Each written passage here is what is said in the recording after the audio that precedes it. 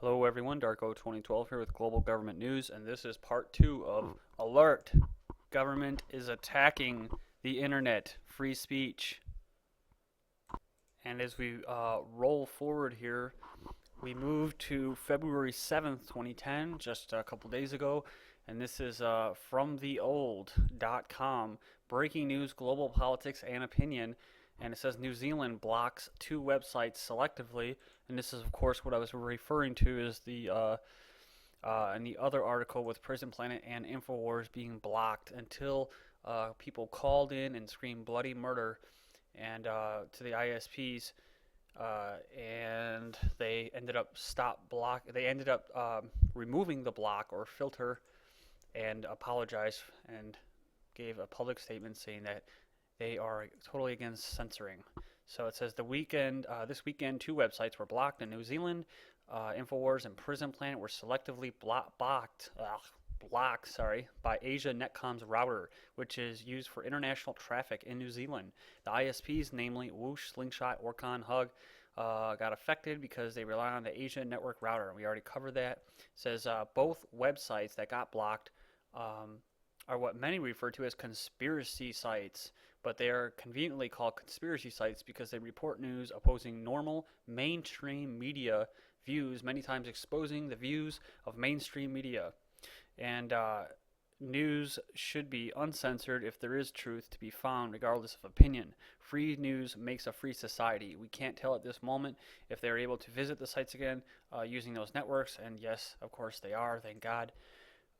So here we go. Here's another, and this is the UK's the Register .company.uk, and it is from February 8th, 2010. Online Kiwis may be feeling Oz censor trickle down. People of Walmart now counts as the filth, apparently. And it says Australia's drive to protect its own population from the horrors of the internet may be starting to have knock-on effects on the surfing habits of its neighbor, New Zealand. Some websites are no longer accessible in New Zealand via Aussie's ISPs.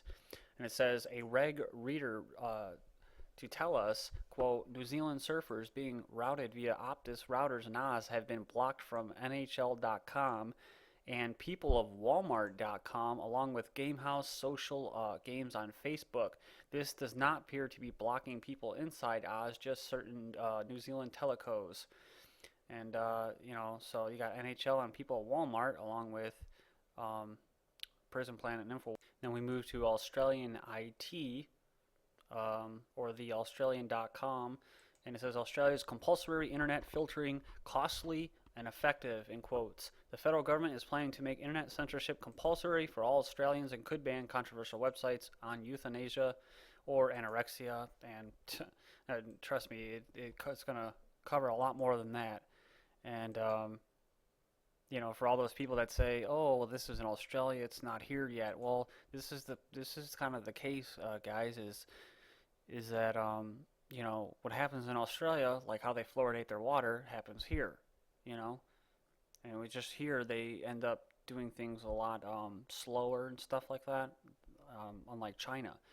But I mean, they're just coming at us now where they're saying, "Oh, you're going to need an internet license," and now you got the Cybersecurity Act being passed in the House. So they're Cass Sunstein, the information czar for Obama, calling on a ban of all conspiracy theorists or any kind of theories that will be fined all as well if you do.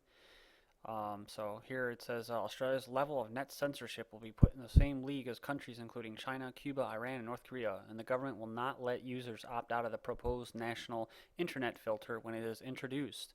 It says Broadband Communications Minister Stephen Conroy admitted the federal government's $44 million internet censorship plan would now include two tiers, one level of mandatory filtering for all Australians and an optional level that will provide a, quote, clean feed censoring adult material.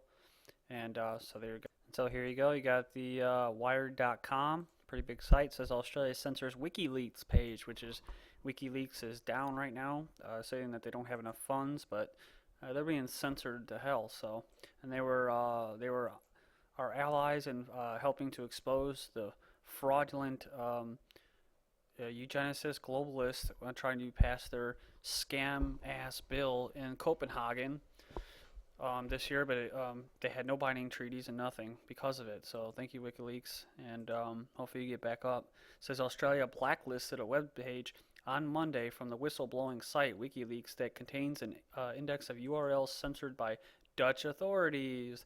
A move adding to the country's debate about whether the government should mandate internet filters. And it's not really much of a debate. It's kind of they just press forward, right? That's what they do. At least that's what they're doing in the United States. It was like 450 votes to 5, who were against this the passing in the House of the Cybersecurity Act 2009, proposed by David Rockefeller. So the Australian Communications and Media Authority added 2 WikiLeaks pages to its censorship list, one for the Dutch-Danish government's secret index of banned child porn sites, as well as WikiLeaks' press release about how the index was used and why it was publishing it. And it said WikiLeaks is the net foremost site for leaked documents, responded by announcing the ban, writing, the first rule of censorship is that you cannot talk about censorship. So there you go. And then you have 2 days later, after WikiLeaks was blocked or censored by the Australian government, on March 19th, 2009, it says WikiLeaks exposes Australian web blacklist. So WikiLeaks on Thursday exposed a secret blacklist on web pages of the Australian government reportedly is considering permanently filtering from the internet and includes 2,395 web pages. The authenticity of which the Australian authorities dispute include the usual suspects of sites pertaining to child porn, extreme violence, and even bestiality. But not all the sites are offensive and include links to rank and file pornography, YouTube videos, poker sites, WikiLeaks entries, and even URLs to a Queensland dentist and dog boarding kennel. It says history shows that secret censorship systems, whatever their original intent, are invariably corrupted into anti-democratic behavior, WikiLeaks said in a statement. This we saw Australia joining China and the United Arab Emirates as the only countries censoring WikiLeaks. It says here, the disclosure highlights growing threats to an open internet from public and private entities. Then we have January 27th, 2010, on the Register from coming out of the UK.